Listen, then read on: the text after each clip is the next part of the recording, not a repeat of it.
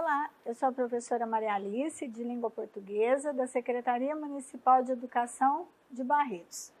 Hoje temos formação de palavras, composição. Já estudamos a formação de palavras em aula anterior sobre a derivação. Hoje temos composição. Muitas pessoas pensam que a maior palavra da língua portuguesa é anticonstitucionalissimamente, mas há controvérsia.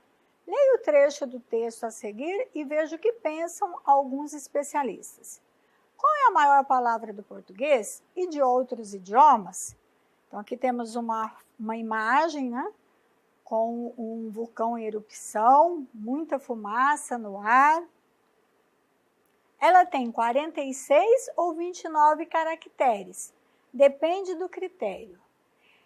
Pneumo-ultramicroscópico-vulcanoniótico, de 46 letras, designa uma pessoa que sofre de uma doença pulmonar aguda causada por respirar ar carregado de partículas de sílica, expelidas por vulcões. É uma palavra técnica formada pela aglutinação de termos. É relativamente nova, mas já aparece no dicionário Álvares. Porém, muitos especialistas da língua portuguesa desclassificam o termo pneumo-ultramicroscópico-vulcanoniótico, porque levam em conta só vocábulos com uma única raiz, que é o elemento irredutível que dá origem ao significado da palavra, somada a prefixos e sufixos. Segundo esse critério, a vencedora é a famosa anticonstitucionalissimamente, com 29 letras, 29 caracteres, que designa aquilo que se opõe ao que foi estabelecido pela Constituição. A tradução desse termo para o francês tem 25 letras e também é a maior palavra desse idioma, quer dizer, do francês. Que elementos da palavra pneumo-ultramicroscópico-sílico-vulcanoniótico você conhece? O que eles significam? Então, a palavra pneumo-ultramicroscópico-sílico-vulcanoniótico designa o portador de uma doença causada por cinzas vulcânicas. Viram lá na imagem as cinzas vulcânicas?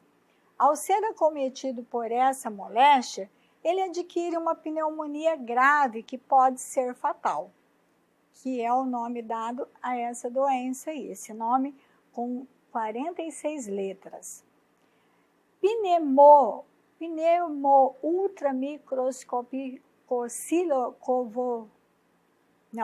Desculpa, pessoal, vamos de novo? Pneumo-ultramicroscópico-sílico-vulcanoniótico é formada pelos seguintes elementos. Pneumo, que é igual a pulmão. Ultra, que é igual a excesso. Micro, que é igual a pequeno. Escópico, relativo ao que faz ver. Silício, silico, pedra dura.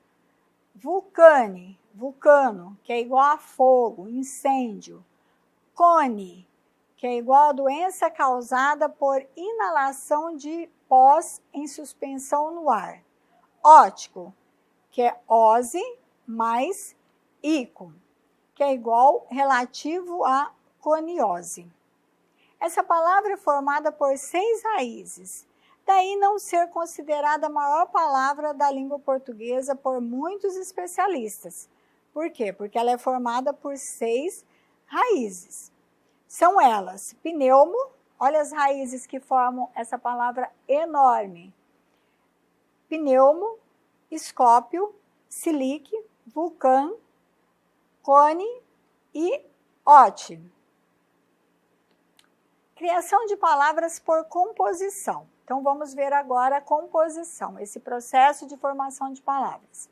A composição consiste na união de outras duas ou mais palavras base, como em vale-refeição, socioeconômico, hidromassagem ou de dois radicais relacionados entre si. Caligrafia, kalos, que é igual a belo, e grafia, que é igual a escrita. Politécnico, poli, que é igual a muitos, mais técnico, que é igual a arte, para dar origem a um novo significado. São chamadas de compostas as palavras resultantes do processo de composição que possuem mais de um radical. Vamos ver o que é analogia. É um processo de mudança linguística que consiste na alteração de uma palavra, um significado, um sintagma, etc., para se adaptar a uma forma já existente. Por exemplo, tapiocaria é palavra formada por analogia com padaria, churrascaria, peixaria, né? Com o sufixo aria, né? Cujo sufixo aria significa conjunto, coleção. Já vimos que o número de palavras formadas com radicais provindos do latim e do grego é notável na língua portuguesa, graças ao fato de que, nos séculos XVI e até o XVIII, as obras científicas e filosóficas eram veiculadas em latim, mas traziam muitas palavras emprestadas do grego, justamente devido à concentração nessas áreas do conhecimento. Grande parte das palavras provenientes do latim e do grego integram o vocabulário técnico-científico e filosófico-literário. E ainda hoje, essa contribuição possibilita tanto a formação de novos termos técnicos para designar experiências recentes, como a criação de formações populares que, muitas vezes, utilizam também radicais de línguas modernas e nascem por analogia, com outras palavras já existentes, que foi o caso de tapiocaria, né? Por analogia com padaria, tá? A palavra feminicídio, por exemplo, é termo criado no final do século passado, pela junção dos radicais latinos femini, mulher, e sida, que mata, para designar o crime de assassinato de mulher motivado pela questão de gênero, ou seja, o papel da mulher na sociedade que a diferencia do homem. A palavra cibercondria é formada a partir do radical inglês cybernetics e do grego condre, abaixo da cartilagem, pois os antigos acreditavam que nesse local se situava uma doença neurológica causadora da tristeza. Cibercondria é a doença causada pelo uso abusivo de aparelhos eletrônicos. Foi inventada por analogia com a palavra hipocondria, que significa transtorno que gera medo desmedido de doença. Veja agora alguns radicais gregos e latinos bastante comuns em palavras de criação antiga ou recente na língua portuguesa e que formam os chamados compostos neoclássicos. Radicais gregos: ago, agos, agogos, conduzir, condutor, demagogo, pedagogo. Algos, sofrimento, dor, nevralgia. Arque, arcos, chefe que comanda, monarca. Aster, asteroide, astronomia. Auto, si mesmo, autógrafo, autonomia. Bares, baros, pesado, grave, barítono, barômetro. Calos, beleza, caligrafia. Cefale, cabeça, cefalaugia, encéfalo. Chiliai, 1000, quilômetro, quilograma. Clorós, verde, clorofila. Cripto, escondido, criptônimo.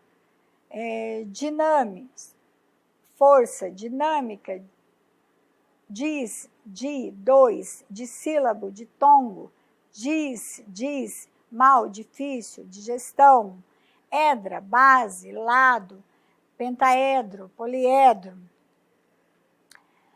entera, entranhas, intestino, enterite, extratos, exército, estratégia, etia, causa, etiologia, etmos, verdadeiro, etimologia, fago, comer, antropófago, gênus, gênero, espécie, hemogêneo, glossa, língua, glossário, conia, ângulo, polígono, béteros, outro, heterodóxico, bomos, semelhante, o mesmo, homogêneo, litos, pedra, monólito, logos, discurso, tratado, ciência, diálogo, mineme, memória, amnésia, morfé, forma, morfologia, necros, morto, cadáver, necrópole,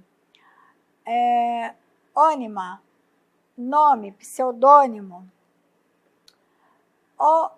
onis, pássaro, ornitologia, horos, montanha, orografia, hortus, direito, reto, ortodoxo, osmos, impulso, osmose, paideia, pedagogo, né, de educação, protos, primário, protagonista, teros, asa, quiróptero, semion, sinal, semiologia, cepo, apodreço, antissético, táxis, arranjo, ordem, sintaxe, técnica, arte, politécnico, término, divido, anatomia, teses, a ação de pôr, ter, antítese, topos, lugar, tópico.